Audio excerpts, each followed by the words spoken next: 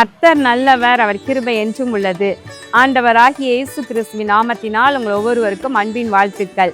தேவ கிருபையும் சமாதானமும் உங்களுக்கு பெருகுவதாக. இன்று மே மாதம் 12ஆம் தேதி செவ்வாய்க்கிழமை. பிரியமானவர்களை, இந்த நாளிலே நாம் தியானிக்கும் வசனம் எரேமியா 1:8. உன்னை காக்கும்படிக்கு நான் உன்னுடனே இருக்கிறேன் என்று கர்த்தர் சொல்லி. இங்கு கர்த்தர் சொல்லுகின்றார், உன்னை காக்கும்படிக்கு நான் உன்னுடனே இருக்கிறேன் என்று.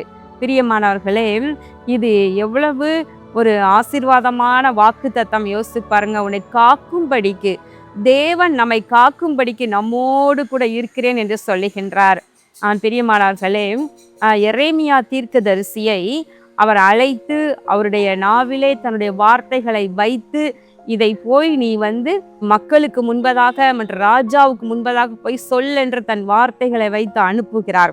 அப்போ அந்த ராஜாவை குறித்து தவறான, அதாவது தீமையான தீர்க்க தரிசனங்கள் தான் கர்த்தர் சொல்லி அனுப்புகிறார், வார்த்தைகள் தான். அப்போ இந்த எரேமியாவுக்கு விரோதமாக அவங்க எழும்புவாங்க. அதனால கர்த்தர் சொல்றாரு, நீ பயப்படாதமா போ, அவங்களுக்கு பயப்படாத, நான் உன்னுடனே இருக்கிறேன். எதுக்குன்னா உன்னை காக்கும்படியாக, அவர்களுடைய கைகளுக்கெல்லாம் விலக்கி பாதுகாக்கும்படியாக உன்னுடனே இருக்கிறேன் என்று சொல்லுகின்றார்.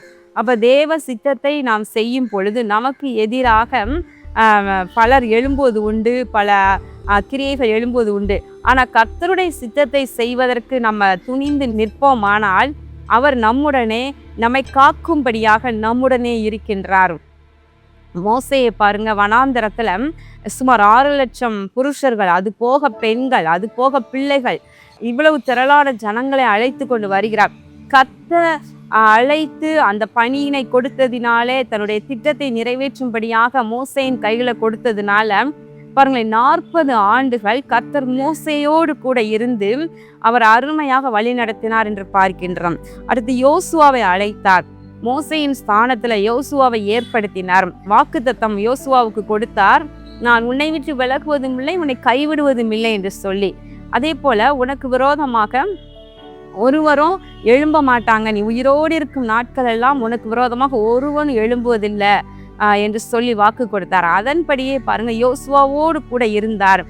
அழகாய் அவர் கானான் தேசத்தை சுதந்திரித்து அதை பங்கிட்டு கொடுத்தார். யோசுவாவோடு கர்த்தர் இருந்து அருமையாக நடத்தினதை பார்க்கிறோம். இதே போல நம்மையும் கூட அப்படித்தான் அழைக்கின்றார். தன்னுடைய திட்டத்தை நிறைவேற்றும்படியாக நம்மை அழைக்கின்றார். நம்ம அதற்கு துணிந்து நம்ம செயல்படும் பொழுது நம்மோடும் கூட ஆண்டவர் நம்மை காக்கும்படியாக இருக்கிறார். பிரியமானவர்களே, இன்றைக்கு கூட நீங்க உங்களுக்கு உரிய பொறுப்பு என்ன, உங்கள் ஸ்தானம் என்ன, ஒருவேளை பயந்துகிட்டு இருக்கிறீங்களா? நான் இந்த வேலையை செய்யும் பொழுது, இந்த காரியத்தை செய்யும் பொழுது எனக்கு விரோதமாக எழும்புவார்களே, பேசுவார்களே, தடை செய்வார்களே என்று சொல்லி நீங்க கலங்கி இருக்கிறீங்களா? ஆனால் கர்த்தர் சொல்லுகிறார், நான் உன்னுடனே இருக்கிறேன், உன்னை காக்கும்படியாக உன்னுடனே இருக்கிறேன். துன்மார்க்கருடைய கைகளுக்கு, பொல்லாத அசுத்த வல்லமைகளுடைய காரியங்களுக்கு மற்றும் தீமையான எல்லா விதமான மந்திர தந்திர ஏவல்களுக்கு மற்றும் எல்லாவற்றுக்கும் உங்களை விலக்கி காத்து அருமையாக நடத்துவேன் என்று வாக்கு கொடுக்கின்றார். பிரியமானவர்களே, கடல்ல பேதுரு இயேசு நடந்து வருகிறத பார்த்து அவர் சொல்றாரு, நீரே ஆனால் நானும் நடக்கணுங்கிறாரு. அப்போ இறங்கி நடந்து வா என்று சொல்லும் பொழுது அவர் இறங்கி நடக்கும் பொழுது அமிழ்ந்து போவது போல தண்ணீர்ல மூழ்க போறாரு. அப்போ உடனே கர்த்தர் கரம் நீட்டி பேதுருவை அழகாய் தூக்கி நம்ம காத்து அவரை நிறுத்துவதை பார்க்க முடிகின்றது. அப்போ ஆண்டவர் நம்மோடு கூட இருக்கின்றார். படகில் போகும் பொழுது பெரிய சூறாவளி, சுழல் காற்று வந்தது. அந்த சுழல் காற்றின் மத்தியில, புயல் மத்தியில, கொந்தளிக்கும் கடல் மத்தியில கர்த்தர் இருந்தாரு. அவர்களை காக்கும்படியாக கூட இருந்து காற்றையும் கடலையும் அதட்டினார் என்று பார்க்கின்றோம். இன்றைக்கு நீங்களும் உங்களுடைய வாழ்க்கை என்ற படகுல சென்று கொண்டிருக்கும் பொழுது புயல் காற்று வரலாம், சுழல் காற்று வரலாம், சூறாவளி காற்று வரலாம்.